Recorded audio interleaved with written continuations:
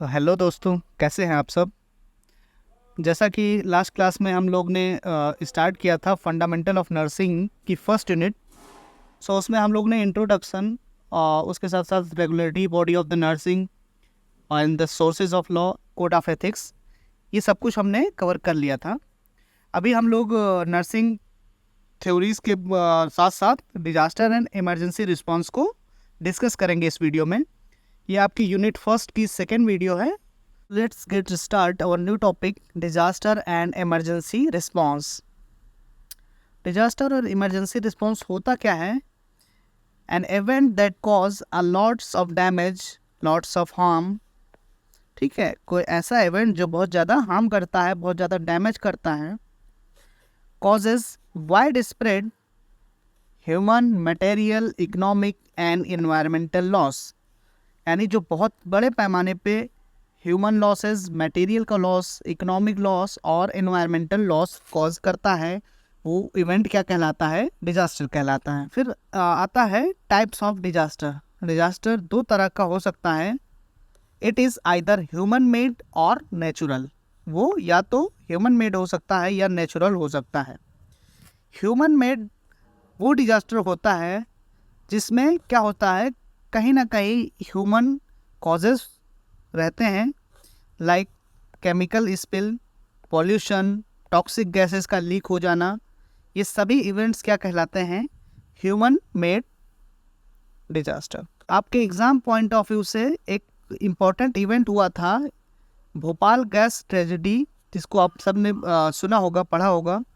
ये 2 to 3 दिसंबर 1984 को क्या हुआ था?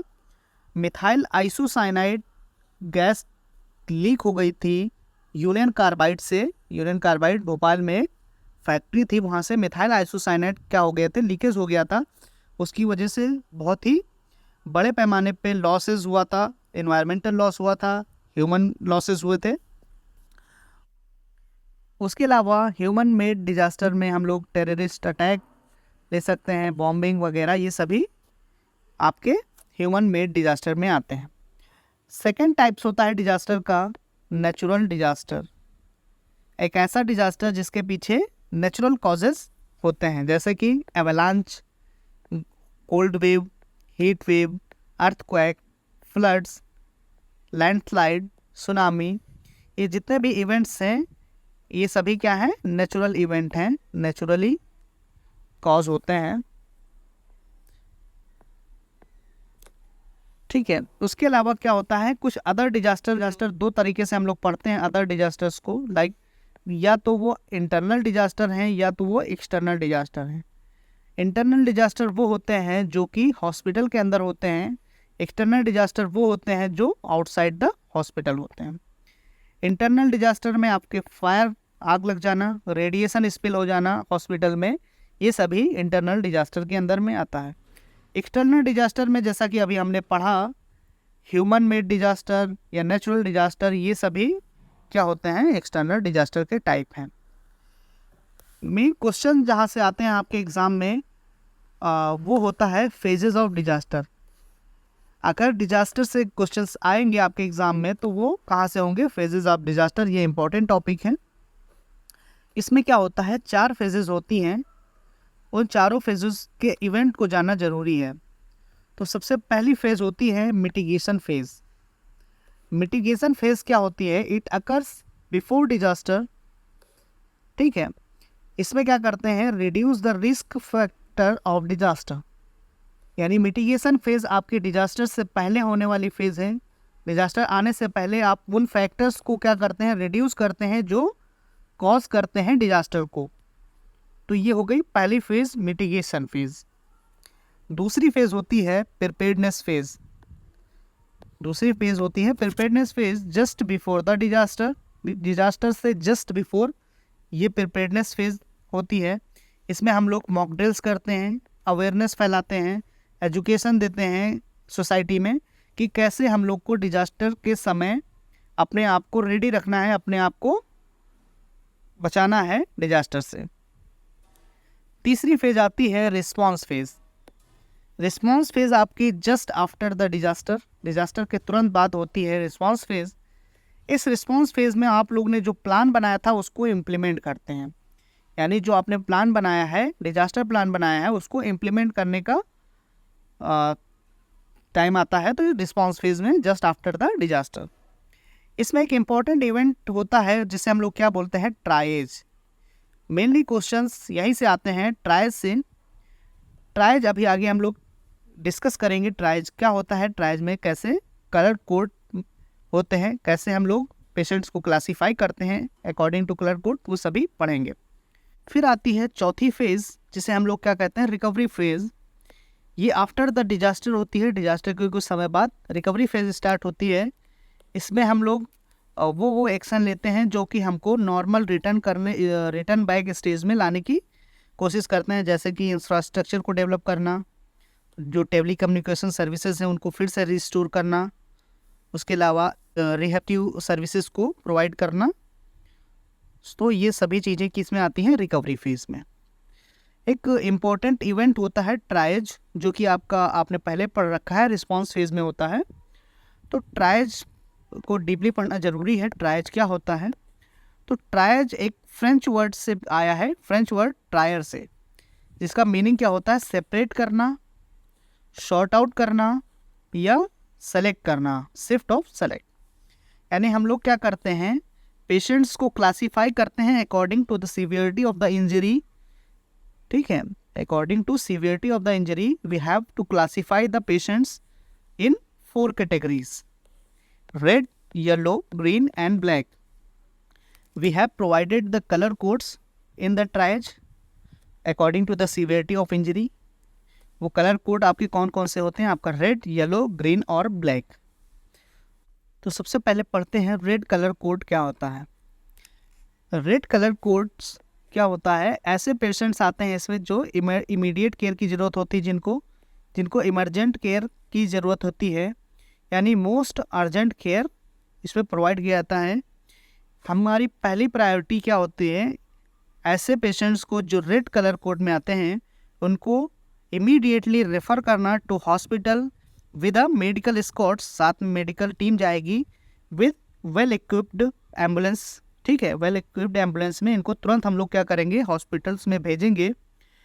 ऐसे पेशेंट जिनमें एबनॉर्मल रेस्पिरेशन है, एबनॉर्मल पल्स रेट है, एबनॉर्मल पल्स प्रेशर है, वो सभी पेशेंट्स रेड कलर कोड में आते हैं। यानी जिनको चेस्ट वुंड है, शॉक किसी भी तरीके का शॉक हो सकता है, वो आइदर हाइपोवोलेमिक शॉक या जिस भी तरीके का शॉक है, शॉक वाले पेशेंट सभी रेड कलर कोड में आते हैं। ओपन फ्रैक्चर्स है या जिनको 3rd डिग्री बर्न है, वो सभी आएंगे आपके रेड कलर कोड में। The next is yellow colour code. ऐसे पेशेंट्स जिनको हम लोग थोड़ी देर ऑब्जर्वेशन में रख सकते हैं, जिनका ट्रीटमेंट 1 to 2 आवर डिले कर सकते हैं, उनको तब भी क्या होगा, लाइफ थ्रेटनिंग कंडीशन अराइज नहीं होगी, तो वो सभी येलो कलर कोड में आते हैं। इनको भी तुरंत हॉस्पिटल रेफ़र किया जाता है, लेकिन हॉस्पिटल तभी रेफ़र किया जाएगा जब रेड कलर कोड वाले जितने भी पेशेंट्स हैं उनको हम लोग ट्रांसफ़र कर चुके होंगे, क्योंकि ये क्या होते हैं, ये इनको अर्जेंट केयर की ज़रूरत तो होती है, लेकिन इनको किसी भी तरीके की इमरजेंसी अराइज नहीं होती है। इसमें ऐसे पेशेंट्स आते हैं जिनका एबनॉर्मल पल्स है, एबनॉर्मल पल्स प्रेशर है और न्यूरोलॉजिकल स्टेटस क्या है, एबनॉर्मल है। इसमें कैसे डिजीज़ कंडीशन हो सकती हैं, लाइक स्टेबल एब्डोमिनल वुंड है, वुंड क्या है, एब्डोमिनल वुंड स्टेबल है, आई वुंड है या सीएनएस की इंजरी है, वो सभी पेशेंट्स क्या होते हैं, येलो कलर कोड में रखते हैं, लाइक। ठीक है, उसके अलावा फिर तीसरा आता है ग्रीन कलर कोड, यानी कि ऐसे पेशेंट्स जिनको माइनर इंजरीज हैं, बर्न वो भी 1st डिग्री या 2nd डिग्री का बर्न है, क्लोज्ड फ्रैक्चर है या नॉर्मल ब्लीडिंग हो रही है, तो वो सभी पेशेंट्स ग्रीन में आते हैं। ये वॉकिंग पेशेंट्स होते हैं, वॉकिंग वुंड होता है, ये चल फिर सकते हैं। ये नॉन अर्जेंट होते हैं। The last one is black colour code. Black colour code में ऐसे पेशेंट्स होते हैं या तो वो आइदर डेड हैं या डाइंग स्टेज में हैं। फिर अब हम लोग पढ़ते हैं अकॉर्डिंग टू साइट्स हम लोग कैसे ट्रायज को इम्प्लीमेंट करेंगे। लाइक अगर डिजास्टर साइट पे हम लोग क्या करते हैं, ट्रायज को इम्प्लीमेंट कर रहे हैं डिजास्टर साइट्स पे, तो वहाँ पे हमारे पास एक फॉर्मूला है स्टार्ट का, यानी हमारा मेन मोटिव है कि सिंपली ट्राइज करेंगे, सिंपली पेशेंट्स को क्लासीफाई करेंगे और उनको रैपिडली ट्रांसपोर्ट करेंगे to the health care facility. ठीक है, यानी हमको वहाँ पे तुरंत पेशेंट्स को डीपली ऑब्जर्व नहीं करना है, तुरंत पेशेंट को क्लासीफाई करके हम लोग को रैपिड ट्रांसपोर्ट करना है। उसके अलावा एक क्वेश्चन कभी कभी आता है कि एक पेशेंट्स है जिसको माइनर इंजरी है, तो हम लोग उनको क्या करेंगे, फर्स्ट प्रायोरिटी देंगे। फर्स्ट प्रायोरिटी माइनर इंजरी वाले को क्यों देंगे डिजास्टर साइट पे? क्योंकि अगर हम लोग माइनर इंजरी वाले को थोड़ी बहुत केयर प्रोवाइड कर देंगे तो वो भी क्या होंगे, हमारे हेल्प के लिए रेडी हो जाएंगे, वो भी क्या हो जाएंगे, उसी में उनका भी इन्वॉल्वमेंट हो जाएगा और भी लाइफ बचाई जा सकती है, फॉर सेव मोर लाइफ। दूसरा होता है हॉस्पिटल साइट्स पे अगर हम लोग ट्राइज को इम्प्लीमेंट कर रहे हैं तो वहाँ पे according to the trauma severity of injury कितनी है, ट्रॉमा कितना है, तो हम 3 जोन में बांट देते हैं। जैसा कि हमने पहले पढ़ा था, रेड जोन, येलो जोन और ग्रीन जोन। तो उसमें रेड जोन में रेड वाले पेशेंट्स को, येलो जोन में येलो जोन वाले पेशेंट्स को और ग्रीन जोन में ग्रीन जोन वाले ग्रीन कोड वाले पेशेंट्स को रखेंगे। सो कभी कभी क्या होता है, प्रायोरिटी नर्सिंग एक्शन पे क्वेश्चन पूछ लिया जाता है इन केस ऑफ फायर। जैसे कि एक क्वेश्चन है, what is the priority nursing action after observe fire in the patients unit? यानी पेशेंट्स के यूनिट में क्या हुआ, फायर आपने ऑब्जर्व किया, आपने देखा कि आग लगी हुई है, तो आपका प्रायोरिटी नर्सिंग एक्शन क्या होगा? तो ऐसे केसेस में क्या होता है, आपको एक कोड याद रखना है, RACE. According to the RACE आपको क्या करना है, अपना एक प्रायोरिटी नर्सिंग एक्शन जो भी होगा वो आंसर देना है। रेस क्या होता है, रेस में आर से क्या होता है, रेस्क्यू, ए से अलार्म, सी से कंटेन या कन्फाइन करना और ई से एक्सटिंग्विशर का यूज़ करना है, यानी एक्सटिंग्विश करना है। आर से क्या होता है, पहला आर से रेस्क्यू, यानी आपको सबसे पहले पेशेंट्स को क्या करना है, रेस्क्यू करना है, उनको एक सेफ प्लेस पे पहुंचाना है, उनको इमीडिएट तुरंत आग से बाहर निकालना है। ठीक है, पहला तो हो गया रेस्क्यू। दूसरा होता है अलार्म, आपको तुरंत क्या करना है, पास के अलार्म को एक्टिवेट करना है। आजकल हॉस्पिटल्स में सेंसर लगे होते हैं, अलार्म तुरंत अपने आप ही एक्टिवेट हो जाता है। ठीक है, अगर नहीं होता है तो आपको तुरंत ऑपरेटर को क्या करना है, नोटिफाई करना है और अलार्म को एक्टिवेट करना है। तीसरी चीज़ होती है कन्फाइन, यानी RAC, यानी कि कन्फाइन, यानी आग को क्या करना है, कन्फाइन करना है, लिमिटेड एरिया में कन्फाइन कर देना है, उसको सीमित दायरे में रखना है। उसके लिए आपको डोर को क्लोज़ करना पड़ेगा, विंडोज़ को क्लोज़ करना पड़ेगा, ताकि आग एक वार्ड से दूसरे वार्ड में नहीं फैलेगी। ठीक है, उसके अलावा आपको ऑक्सीजन की जो भी सप्लाई उसको टर्न ऑफ कर देना है, इलेक्ट्रिकल आइटम्स को बंद कर देना है जो भी फायर वाले एरिया में यूज़ हो रहे थे। फिर चौथी चीज़ आती है एक्सटिंग्विशर। आपको एक्सटिंग्विशर को यूज़ करना है फायर के केस में। Use a fire extinguisher on small fire that has not spread to a larger area, ताकि वो लार्जर एरिया में ना बढ़ पाए। उसके लिए आपको तुरंत क्या करना है, एक्सटिंग्विशर का यूज़ करना है। अभी आपको एक्सटिंग्विशर कैसे यूज़ करना है, उसके लिए आपको एक वर्ड याद रखना होगा, पास। एक आपको वर्ड याद रखना होगा, PASS। ठीक है, पास, जो कि नेशनल फायर प्रोटेक्शन एसोसिएशन ने बनाया है। नेशनल फायर प्रोटेक्शन एसोसिएशन ने एक वर्ड क्रिएट किया है, पास। इसको आपको ध्यान में रखना है। पास क्या होता है, पास पहले P का मतलब होता है आपको तुरंत क्या करना है, pull the pin in the handle. जो भी हैंडल में पिन लगा हुआ है उसको आपको तुरंत खींचना है, पुल करना है। ए से क्या होता है, आपको एम करना है नोजल को। नोजल को कहाँ पे एम करना है, बेस ऑफ द फायर, जहाँ पे आग लगी हुई है वहाँ उसके बेस पे आपको एम करना है। तीसरा हो गया स्क्वीज द लीवर स्लोली। आपको लीवर को स्लोली क्या करना है, स्क्वीज करना है, धीरे धीरे दबाना है। एस से क्या हो गया, sweep from side to side. आपको साइड टू साइड उसको क्या करना है, स्वीप आउट करना है, ताकि आग तुरंत बुझ जाए। ये जो फायर एक्सटिंग्विशर होते हैं इनको डिफरेंट तरह से क्लासीफाई किया गया है अकॉर्डिंग टू द फ्यूल। इसके अंदर क्या चीज़ फील्ड है उसके अकॉर्डिंग इनको क्लासीफाई किया गया है। मेनली इसमें क्या होता है, पाउडर होता है, पाउडर फॉर्म में होता है, जिसमें क्या होता है, मोनो अमोनियम फॉस्फेट फिल्ड रहता है, मोनो अमोनियम फॉस्फेट फिल्ड रहता है इसके अंदर। आपने देखा होगा, ये आप देख सकते हैं इसके ऊपर ABC ये वगैरह लिखा होता है।